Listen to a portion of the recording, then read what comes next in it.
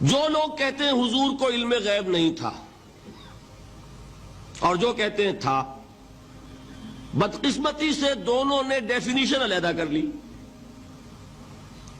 جو ڈیفینیشن نفی کرنے والوں نے کی ہے اس کی وجہ سے، اس کے اعتبار سے واقعتاً نہیں تھا۔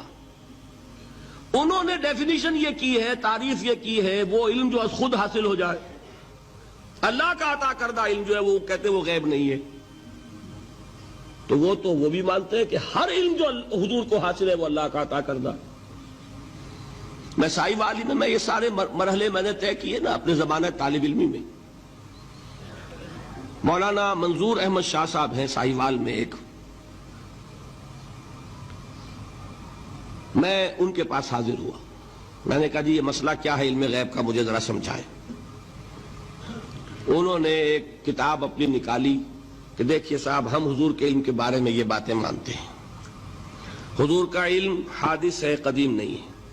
حضور کا علم محدود ہے، لا محدود نہیں ہے۔ حضور کا علم عطا کردہ ہے، ذاتی نہیں ہے۔ میں نے کہا یہ تین باتیں اگر آپ مان لیں تو میرا تو جھگڑا کوئی نہیں آپ سے۔ ہوتا کیا ہے، جب آئیں گے وعظ میں، خطابت میں، تو عالم ما کان وما یکون، اب الفاظ وہ استعمال کر جائیں گے۔ ایک واعظ ہے، عام مقرر ہے، واہ واہ ہوتی ہی نہیں، نعرے لگتے ہی نہیں، محفل میں گرمی آتی نہیں جب تک کہ ایسے مبالغے نہ کریں۔ لیکن وہ چیز لکھی ہوئی ان کے ہاں ہے کہ حضور کا علم حادث ہے، قدیم نہیں ہے۔ حضور کا علم محدود ہے، لا محدود نہیں ہے۔ حضور کا علم عطائی ہے، ذاتی نہیں ہے۔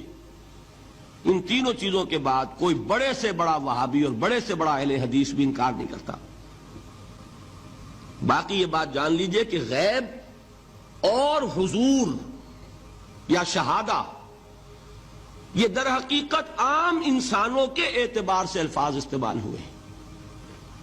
جب قرآن میں کہا جاتا عالم الغیب والشہادہ، اللہ غیب اور جو ظاہر ہے یا موجود ہے سب کا جاننے والا ہے، تو مجھے بتائیے اللہ کے لیے کوئی غیب ہے؟ اللہ کے لیے کوئی شے غیب ہے؟ تو کیوں کہا جا رہا ہے عالم الغیب والشہادہ؟ وہ ہمارے اعتبار سے کہا جا رہا ہے۔ جو تمہارے لیے غیب ہے اللہ اس کو بھی جانتا ہے، اور جو تمہارے سامنے اللہ اسے بھی جانتا ہے۔ اللہ کے لیے تو کل شہادہ ہے، کسی شے کا لا یعزب عنہ مثقال ذرۃ فی السماوات والارض، آسمانوں اور زمین کا ایک ذرہ بھی اس سے غائب نہیں ہوتا۔ غیب کا وجود کیا اللہ کے لیے؟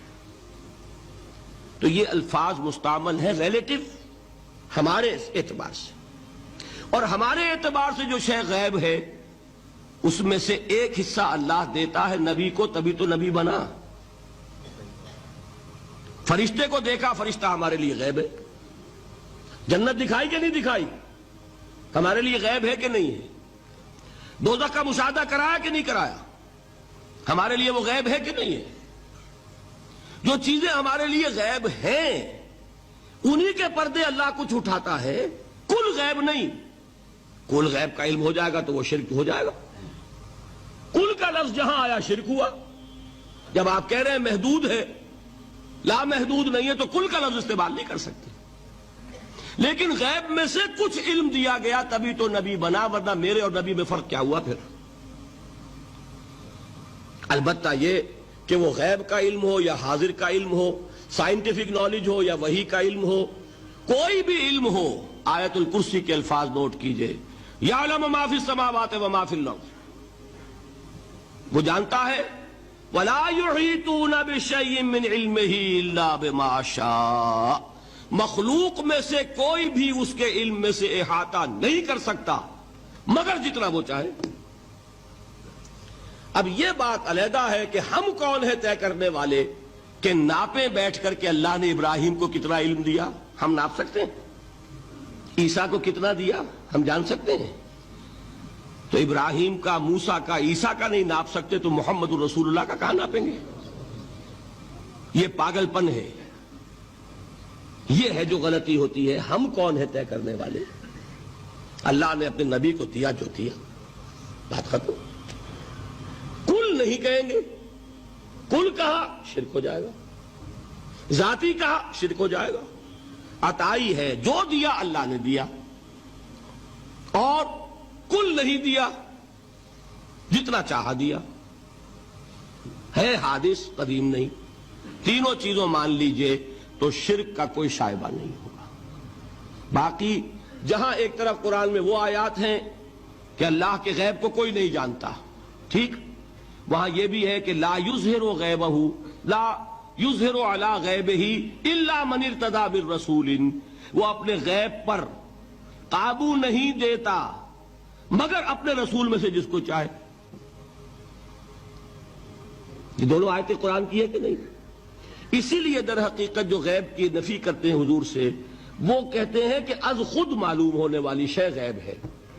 ہم کہتے ہیں از خود تو کوئی بھی شے کسی کو معلوم نہیں، ہمیں حاضر کا علم بھی اللہ ہی دیتا ہے تو ہوتا ہے، غیب کا تو بہت دور کی بات ہے۔